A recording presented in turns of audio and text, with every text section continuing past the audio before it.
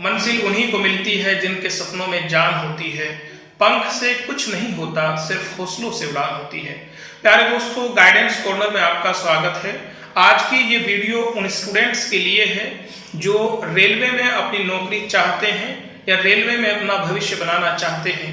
हमारे देश का रेलवे नेटवर्क दुनिया का तीसरे नंबर का सबसे बड़ा नेटवर्क है, जिसमें लगभग 13 लाख लोग नौकरी कर रहे हैं। अगर आप भी अपना भविष्य रेलवे में बनाना चाहते हैं तो ये वीडियो आपके लिए है। आप इसे आखिर तक देखिए।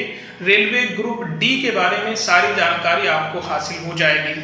अगर हम रेलवे ग्रुप डी की वैकेंसीज की बात करते हैं तो हर साल या 1-2 साल के बाद रेलवे रिक्रूटमेंट बोर्ड बहुत सारी वैकेंसीज निकालता है।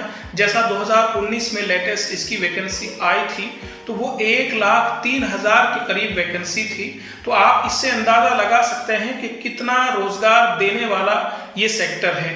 तो नंबर ऑफ वैकेंसीज बहुत ज़्यादा है, हज़ारों में वैकेंसीज आती हैं। और एप्लीकेशन फॉर्म की टाइमिंग की अगर फीस की हम बात करते हैं तो एप्लीकेशन फॉर्म आमतौर से मार्च अप्रैल में या जब भी रेलवे रिक्रूटमेंट बोर्ड चाहेगा तब वो आ जाएंगे। और इसमें जो फीस है वो अनरिजर्व कैटेगरी के लिए 500 रुपये फीस ऑनलाइन पे करनी होती है, जिनमें से कंप्यूटर बेस्ड जो टेस्ट होता है उस टेस्ट के बाद में 400 रुपये आपको रिफंड हो जाते हैं। जिस तरीके से भी आपने वो जमा किए थे ऑनलाइन मोड में, उसी तरीके से रेलवे बोर्ड आपको वो पैसा वापस कर देता है। अनरिजर्व कैटेगरी के लिए 500 में से 400 रुपये वापस हो जाते हैं। अगर हम रिजर्व कैटेगरीज की बात करते हैं तो उनकी फीस मात्र 250 रुपये है और वो 250 रुपये रिफंड हो जाती है। यानी कि रिजर्व कैटेगरीज के लिए कोई एप्लीकेशन फीस नहीं है। अगर आप 10th बेस पे या 10th प्लस ITI बेस पे या 8th क्लास के बेस पे अगर आप नौकरी चाहते हैं तो आपको इसमें जो पोस्ट मिलेगी वो गेटमैन हो सकता है, पॉइंट्समैन हो सकता है, पोर्टर हो सकता है, हेल्पर हो सकता है। और चूंकि बहुत बड़ा नेटवर्क है तो बहुत सारी पोस्ट ऐसी हैं जो हम यहाँ आपको नहीं बता पा रहे हैं। जब नोटिफिकेशन आएगा तो उसमें सारी पोस्ट की डिटेल आपको मिल जाएगी। एज लिमिट अगर हम कहते हैं तो एज इसमें 18 से 23 साल के बीच में आपकी उम्र होनी चाहिए। और एजुकेशनल क्वालिफिकेशन जैसा अभी हमने ऊपर भी जिक्र किया है कि 8th क्लास के लिए भी रेलवे में नौकरी है, लेकिन हमें और आपको पता नहीं रहता। और मैं समझता हूं जितने भी लोग ITI करते हैं उनमें से 90% स्टूडेंट्स ये जरूर सोचते होंगे कि उन्हें रेलवे में नौकरी लेनी है। अगर ऐसा नहीं सोचते तो उन्हें सोचना चाहिए, क्योंकि रेलवे में आपके लिए अपार संभावनाएं हैं। तो इसमें एजुकेशनल क्वालिफिकेशन आप 8th क्लास पास हो सकते हैं, 10th क्लास पास हो सकते हैं। 10th क्लास प्लस ITI अगर आप हैं तो आपके लिए बहुत सारी वैकेंसीज यहाँ मौजूद हैं जिसमें आप नौकरी पा सकते हैं।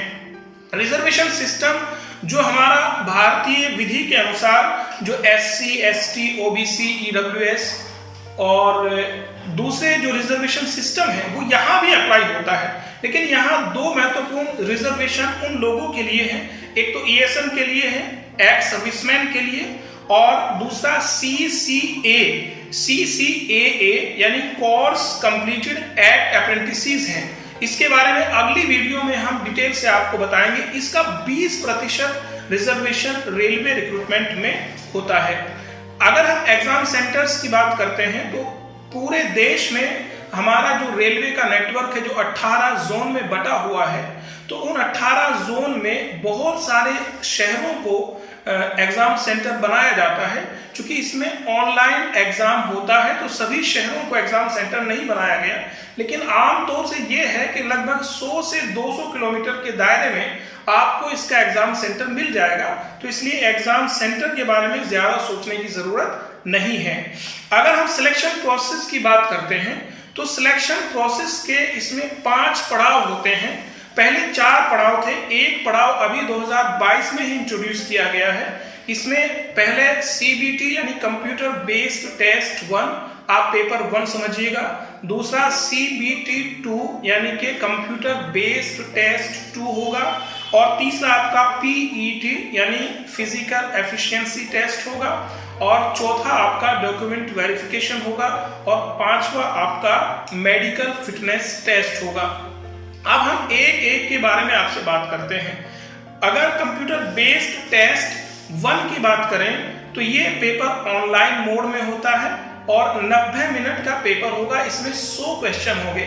उन 100 क्वेश्चन में जनरल साइंस के 25 प्रश्न होंगे और मैथमेटिक्स के 25 प्रश्न, जनरल इंटेलिजेंस एंड रीजनिंग के 25 प्रश्न, और दूसरा आपका जनरल अवेयरनेस और करंट उस समय में जो चल रहा है उसके 25 प्रश्न होंगे। इस तरीके से टोटल 100 प्रश्न होंगे और 100 ही नंबर का ये पेपर होगा।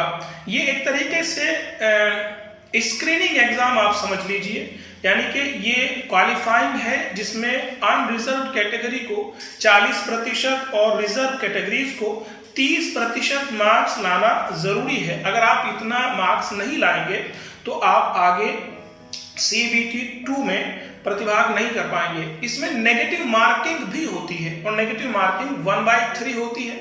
अगर आपके 3 प्रश्न गलत हो जाएंगे तो जो आपका एक सही प्रश्न था वो भी खत्म हो जाएगा। अब इसमें CBT 1 जो लोग क्वालिफाई करेंगे उनमें से फिर मेरिट बनाई जाएगी zonal wise, state wise, category wise, और जितनी वैकेंसीज हैं उसके 15 गुना कैंडिडेट्स को CBT 2 यानी कंप्यूटर बेस्ड टेस्ट 2 के लिए बुलाया जाएगा। और फिर जो कंप्यूटर बेस्ड टेस्ट 2 यानी कि एग्जाम 2 होगा, पेपर सेकंड होगा, उसमें थोड़ा सा नंबर ऑफ क्वेश्चंस बढ़ जाते हैं। उसका टाइमिंग 90 मिनट का ही होता है और उसमें जनरल साइंस के 30 प्रश्न, मैथमेटिक्स के 30 प्रश्न, जनरल इंटेलिजेंस एंड रीजनिंग के 35 प्रश्न और general awareness and current affairs के 25 प्रश्न होते हैं। इस तरीके से कुल 120 प्रश्न होते हैं जो 120 नंबर के ही होते हैं।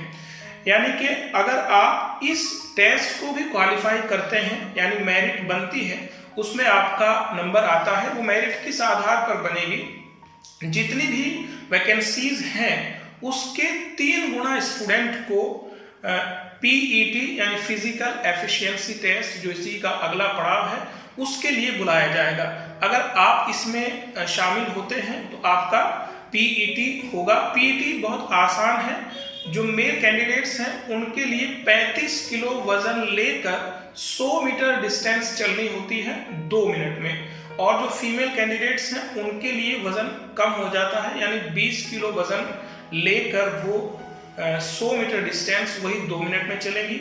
1 किलोमीटर की रनिंग होगी जो जेंट्स जो यानी मेल कैंडिडेट्स हैं वो 4 मिनट 15 सेकंड में पूरी करेंगे और जो फीमेल कैंडिडेट्स हैं वो 5 मिनट 40 सेकंड में पूरी करेंगे। इस तरीके से अगर आप PET को भी क्वालिफाई करते हैं तो फिर आपका मेडिकल फिटनेस टेस्ट जो रेलवे रिक्रूटमेंट बोर्ड है उसके डॉक्टर्स की टीम के द्वारा किया जाएगा।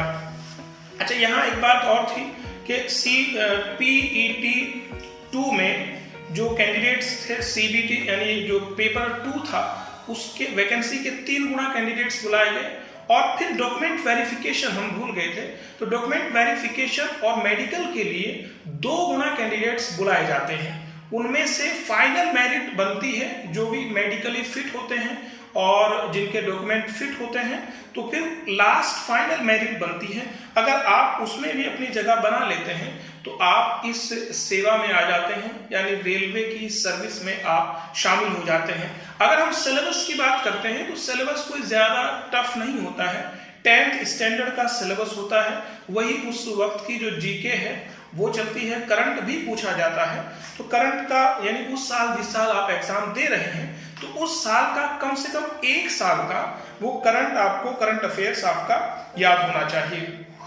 अगर आप इस तरीके से चयनित हो जाते हैं तो आपकी जो सैलरी है वो बेसिक सैलरी 18,000 होती है और अलाउंसेस मिलाकर लगभग 25 से 30 हज़ार के बीच में आप सैलरी पाते हैं। और भी बहुत सारी फैसिलिटीज रेलवे प्रोवाइड करता है, क्योंकि आप जानते हैं कि रेलवे का हमारे पूरे देश में नेटवर्क फैला हुआ है। आपको रेलवे पास जारी होता है, आप पूरे देश में कहीं भी जा सकते हैं। और मेडिकल फैसिलिटी होती है और बहुत सारी फैसिलिटी आप इस सेवा में ले सकते हैं। अगर आपको लगता है कि आप इस सेवा में जा सकते हैं और रेलवे एक बहुत बड़ा नेटवर्क है और बहुत अच्छी नौकरी रेलवे की होती है, और अगर आपने 10th किया है या 10th प्लस ITI किया है या ITI करने की सोच रहे हैं, तो ये जॉब आपके लिए बहुत अच्छी हो सकती है। आपको इसके लिए कोशिश करनी चाहिए, मेहनत करनी चाहिए। अगर ये वीडियो आपके लिए फ़ायदेमंद है तो आप इसे दूसरों तक पहुंचाइए, यानी शेयर कीजिए, और इस तरह की दूसरी गाइडेंस से रिलेटेड वीडियोस देखने के लिए हमारे इस चैनल पर जाइए, इसे सब्सक्राइब कीजिए। बहुत बहुत शुक्रिया। जय हिंद।